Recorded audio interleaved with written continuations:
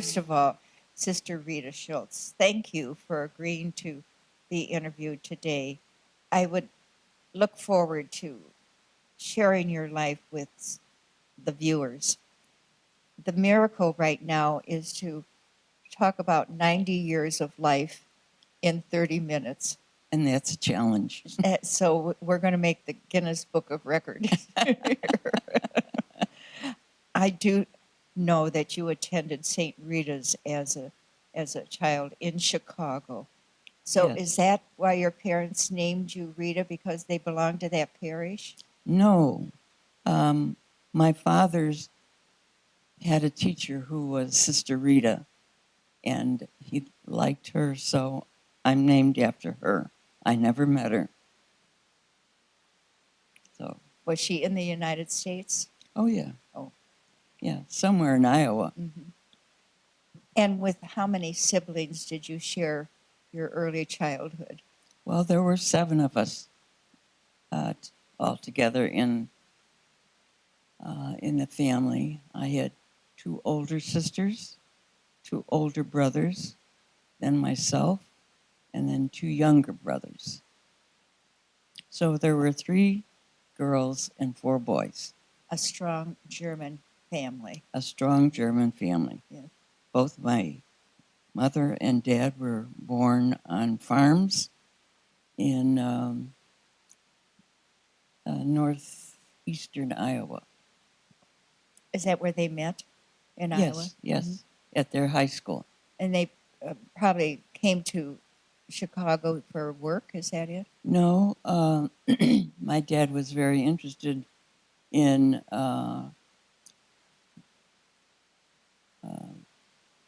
the dentistry, and so he went to dentistry school at Loyola in Chicago.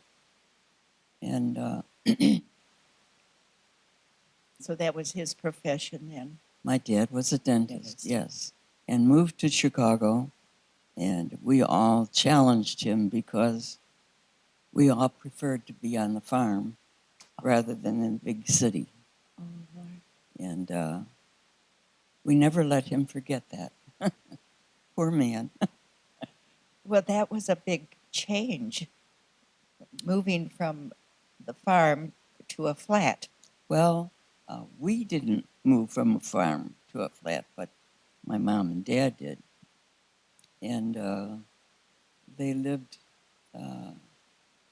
in the environs of St. Rita's, but they moved several times before we were born. And then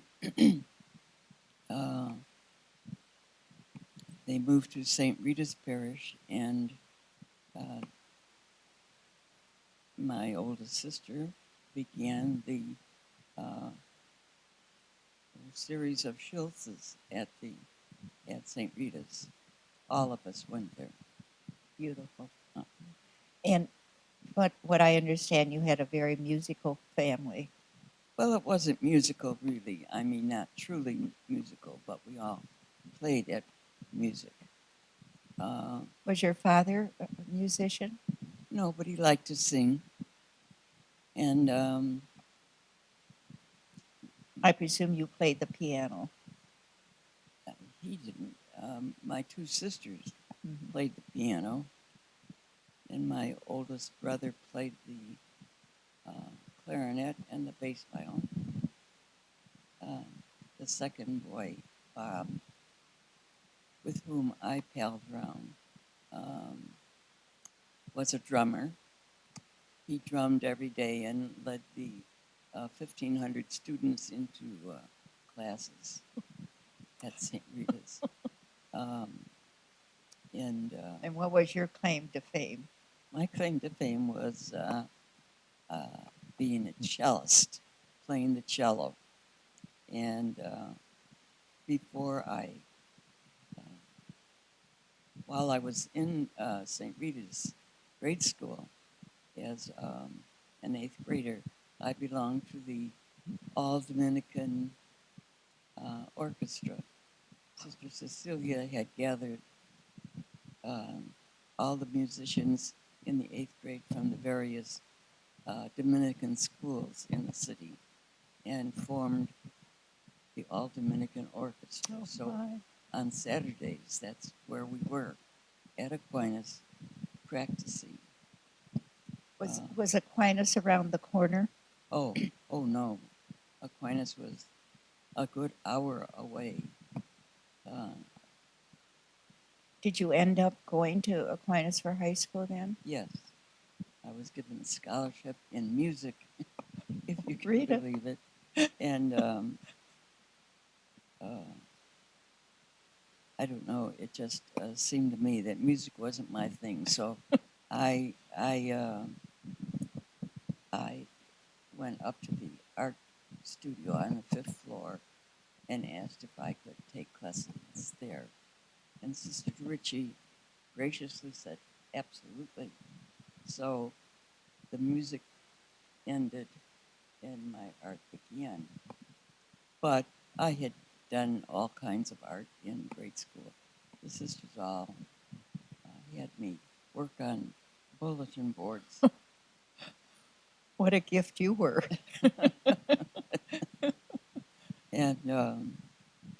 And then, of course, I went to Aquinas, and I suppose you would say I majored in art, but that was high school, so we didn't major in anything. But I was in the art studio all the time, and to the point where I was there so late at night that my dad met me at the door of my home and had my pajamas in his hand and said, "Why don't you go back and stay?" So One day you decided to do that. So, no, that happened several times during the years I was at Aquinas that I stayed overnight in the convent. So I met Mother Gerald there, who went through my pockets. I don't know why, but the Aquinas uniform had a jacket with 2 pockets. And of course, she found some change in the pockets, and she found some peanuts, and she found a rosary. And I don't know, somehow or other, I ended up in the postulancy in Adrian. Was that after graduation? Yes.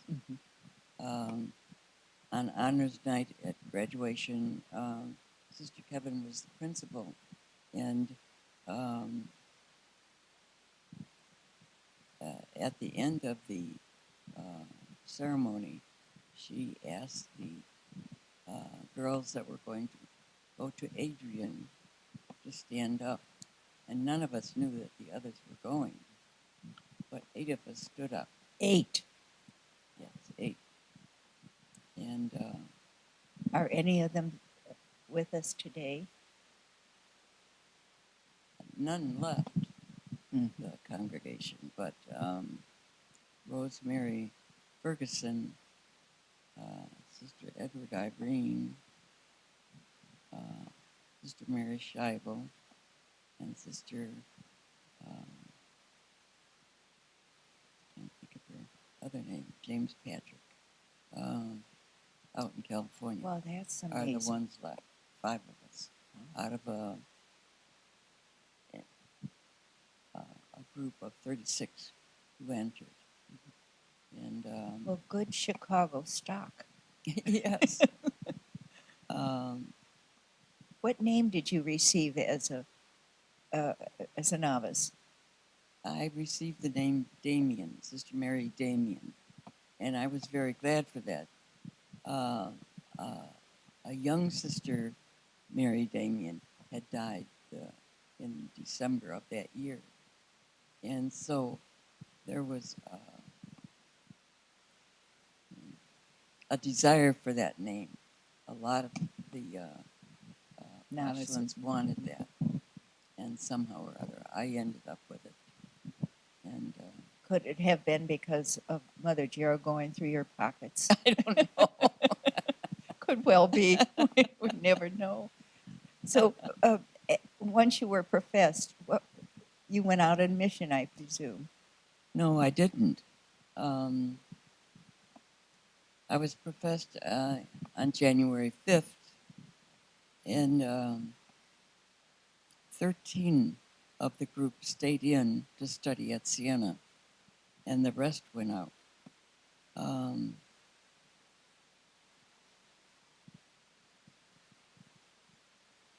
One by one, of the 13 were sent out on mission, but I wasn't.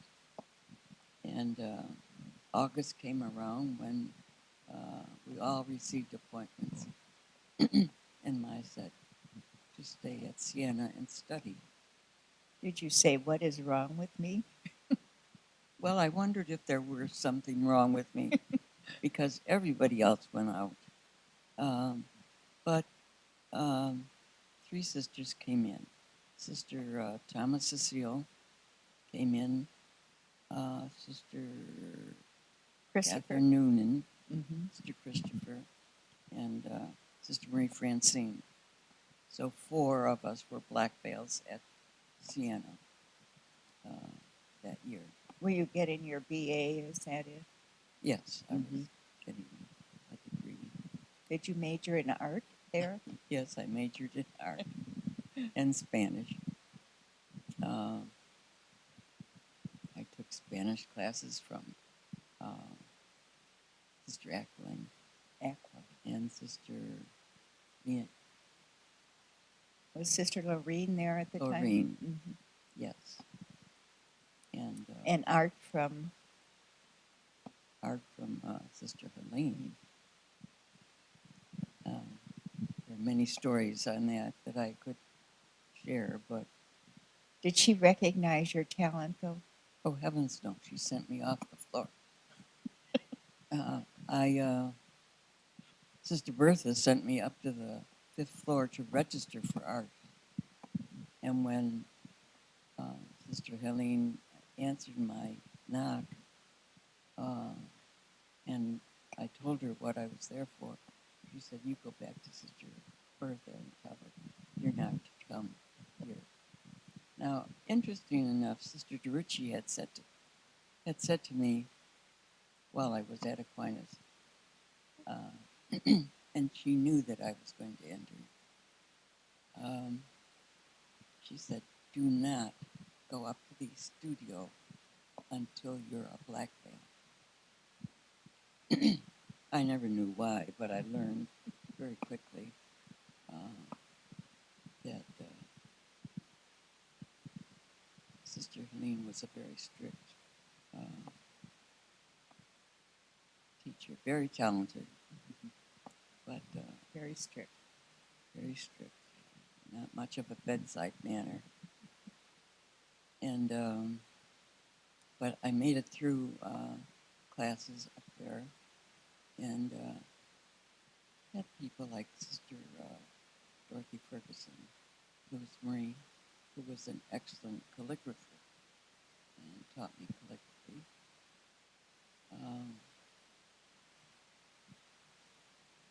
So again, I spent a lot of time up in the studio, but Sister Helene's manner of disciplining was to tell you to stay off of the floor, Mm-hmm. to leave the studio, not come back. And she said that to me several times. And one time, she had said that to me, but then she went off to a conference, and she had the doors locked. And I needed to get into the scriptorium, they called it, to do an assignment. And so having had 4 brothers and a mechanical father, I took the hinges off the door to the scriptorium, and we got in and did our work and put the door back together. So Never to be found out. never to be found out. She might be turning over in her grave right now. Maybe. Sister Helene. Tell me, what was your first mission? I mean, surely you didn't Well, stay there much longer. well, during that year that I was studying at Siena, I was in charge of getting things ready for Santo Domingo. Sister Mary Phillip, uh, Sister Thomas Ann, and Sister Rudolph had been assigned to Santo Domingo at the beginning of the construction of the school. And they were down there. They went down in 1945. And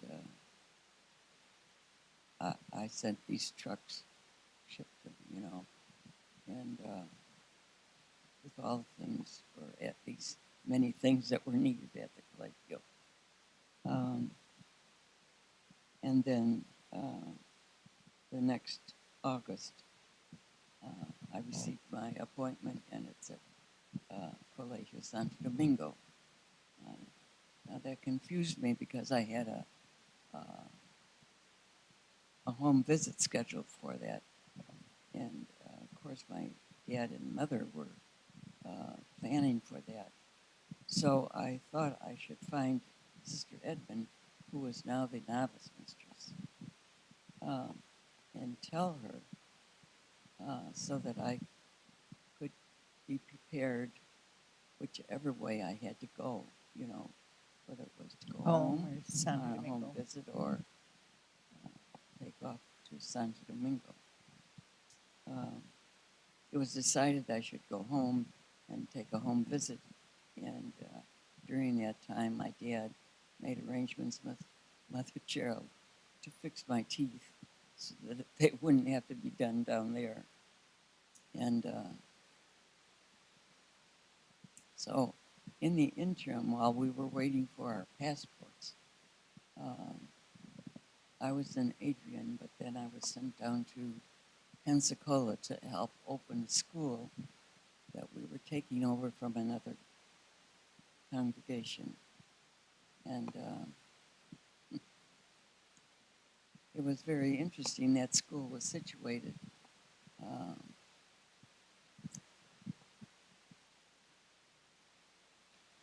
let me start the other way. It was near to the Gulf, and then between the Gulf and the school was a railroad yard, and then the school. And when we went there, there was no furniture or anything. We all there were mattresses, and we put them together on the floor because there weren't enough for all of us, and we all slept on that one long mattress. And I mentioned the railroad yard before because the breeze from the Gulf would blow across the railroad yard, and the sheets, which we had borrowed from the Navy Yard because we didn't have any, were full of charcoal, that we lifted up the sheets in the morning and rolled the charcoal off the bottom before we got up. It was very interesting. To say the least. I was assigned to paint the statues there, and I don't know how many statues there were. There were, many, and there was no way I could paint those realistically as they were. So I decided to paint them all white, and it added to the attractiveness to the school. I wonder if they're still there. I don't know. Someday we should investigate. And so when did you meet up with Sister Jean Agnes and the group going to the Dominican Republic? I think we've been up at Barry. Yes. I got word that my passport had come in, and rush to Barry was the message. So Sister Mary Ann was the supervisor of schools at that time, and she needed to go to Miami. So she said, "Come on, kid, we'll go together." So we got on the bus and made one stop uh, on the way down. It was a long trip, 800 miles from Pensacola to Miami. Mm-hmm. We were still in Florida. Um, so we arrived at Miami, and there was, at night, it was dark, and there was no one there to meet us. And so Sister Marianne, being very efficient and creative, spotted a newspaper truck and said, "We'll get there." So she went over to the newspaper truck, and he said, "Sure, I'm going right by there." So we got in and sat on the newspapers and were delivered to Barry. The first edition. Right. When you were one of the first pioneers at the collegio, describe what life was like once you finally arrived. The school wasn't finished, was it? No. Mm-hmm. Did you have a place to live? More or less. There were two enormous buildings. I don't think anybody realized how big they really were. And there was a Dominican from Santo Domingo as architect, and his name was Senor Ruiz, the father of Teresita and Margot. And he was in charge of leading that construction. He worked in meters. Oh. And the designs were drawn up by Gerald Berry, Mother Gerald's nephew. And so it was a transition from foot to meters. And I don't know whether it was true or not, but everybody said that was why the buildings turned out so big. Because a meter is 3 times a foot, you know. Well, did you sleep in an unfinished building then? Well, we arrived on a Sunday, and Sister Mary Philip, Sister Rudolph met us with a station wagon, which had been given to us by a construction company, not the one that was building the collegio. And we all piled into we called it the guaguita. It means little bus. And she drove us out to the Salesian Sisters, where Sister Mary Philip and the other two had stayed that year. And that day, Sister Mary Philip had made a wonderful chicken dinner. So we were greeted by Sister Mary Philip and a chicken dinner. And after we were finished, we all got into the guaguita and drove out to the collegio and found out that we were all going to live in the same room, which was going to be the classroom of Sister Mariana. And Did you have beds? yes, there were beds because all the furniture was being made by a Dominican down there. Do you have water? Well, we had water during the day because the construction was going on, but it went off at 5 o'clock in the evening. And so we had to gather 10 buckets, 10 5-gallon buckets of water each night while the pump was going. And we used that, of course, for showers and Brushing your teeth. brushing our teeth and flushing the toilet and all the things necessary with water. Well, thank God you were in your 20s. Yes, we often said that. We know why the young sisters were sent down there. But, you know, when you consider the young sisters, you had Sister Aquilin and Sister Helen Clare, you know, who weren't exactly novices. And we did everything in that room where we slept.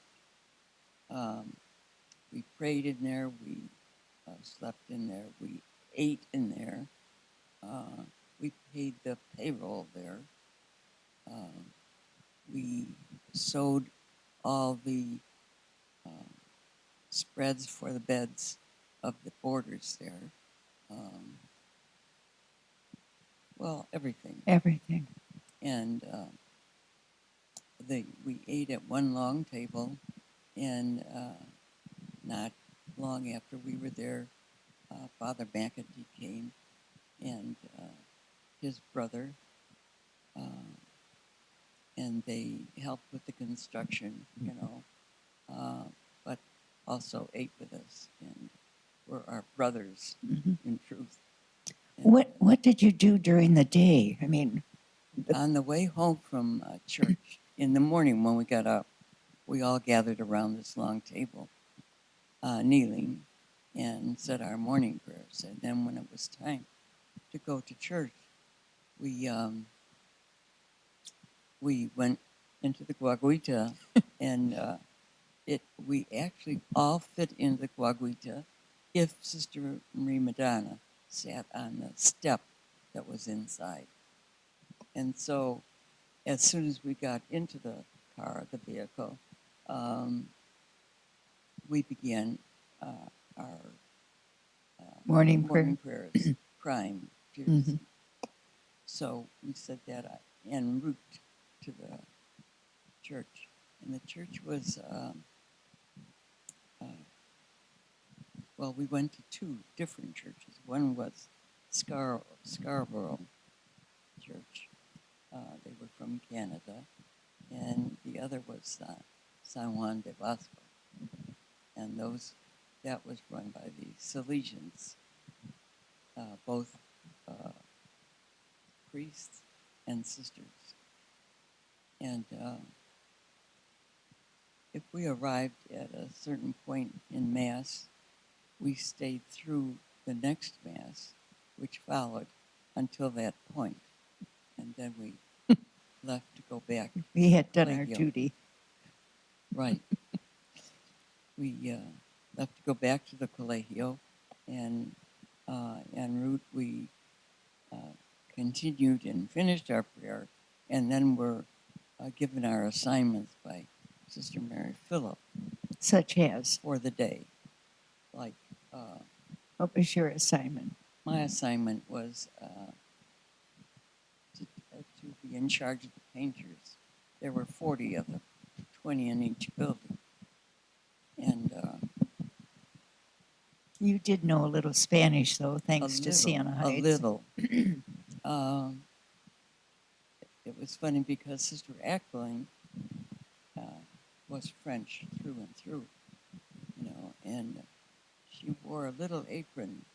After we got home from church, we were sent to change our habits from our dress habits to our work habits. And then we went immediately to our assignment and waited until the call for breakfast came. And one of the sisters, or two, it depended, were working on breakfast. And the way we cooked there was that in the lower floor of the collegio, which happened because it was built on a hill, there was a room that was designated for the laundry. And in the laundry, it had a concrete counter that was perhaps 4 feet long, 5 feet long, by 30 inches deep. And in that, there were 3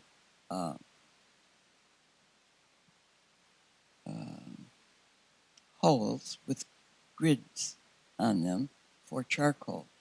And they were intended for the laundry, to heat the water for the laundry, but um, they were used for making our food as well. And we had a Dutch oven that sat on top of two of them, and Sister Rudolph did a marvelous job of making coffee cake in the Dutch oven. And when she was finished with that, the call went out, and we came in for breakfast, all of us, with Father McEntee and his brother as well. And we had all the fruit we could eat and whatever the nuns had concocted on the charcoal stove. Rita, how long did you remain at the collegio? How long? How many years? 11. Beautiful. Our time is running short here, so I understand from speaking to you earlier that your gift for design somehow was a gene you inherited from your mother. Yes. My mother designed the two-flat building that we lived in Illinois, in Chicago.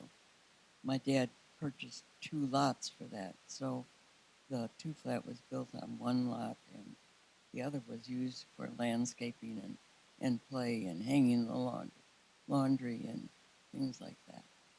So that creative gene was in you, and you have brought it to such fruition in the congregation.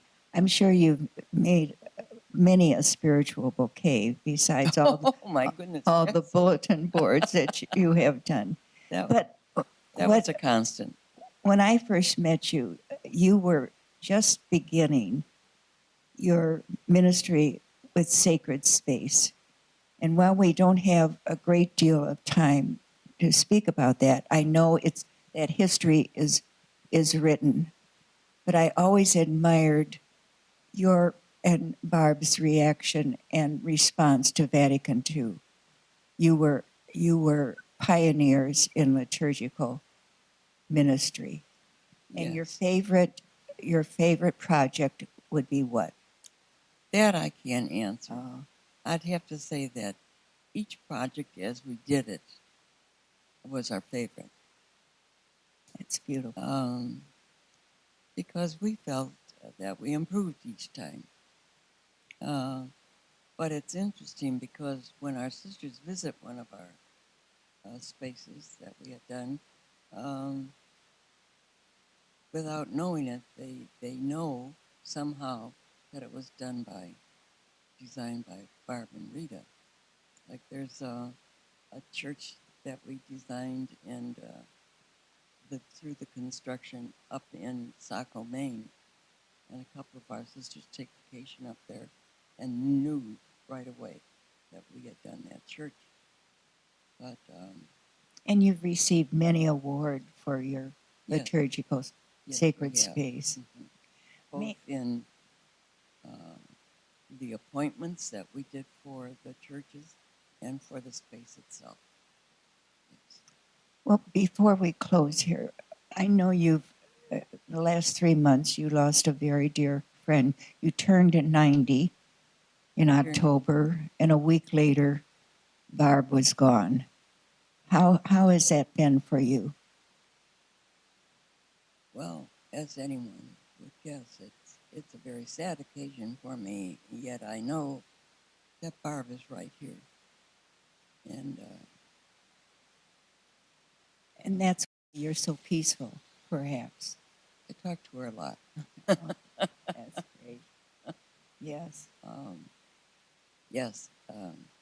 She put on this splendid birthday party for 90 years and had Rita at 90.com. And you celebrated with your mission group. You celebrated with the community. And you even had a dog doing tricks for you. Yes. Barb's brother was in Europe, but somehow or other he decided that it would be wonderful to have a dog at the birthday party, and he knew how much I loved dogs. So from Europe, I guess, he made arrangements. He found a farm between Adrian and Tecumseh where the woman trained dogs for whatever purpose they were needed. And so she appeared at the end of the dessert part uh, in the door, and my back was to the door, and the sisters that were there said, "Rita, turn around," and I saw the dog, and it was a beautiful yellow lab, and so well behaved. And the joy on your face, joy on your face. I know through the years that Sister Mary Philip Ryan was dear to you. If she were sitting here right now, what would you want to say to her? I'd tell her about Preacher, the dog, because she loved dogs too, and she had two. Mary Philip? Yes, at the collegio. Oh. They followed her everywhere. Where Mary Philip went, the dogs went. Pat and Lanny were their names, and they had these shiny chain collars. So before Mary Philip arrived in your room, you heard the chain collar on Pat and Lanny.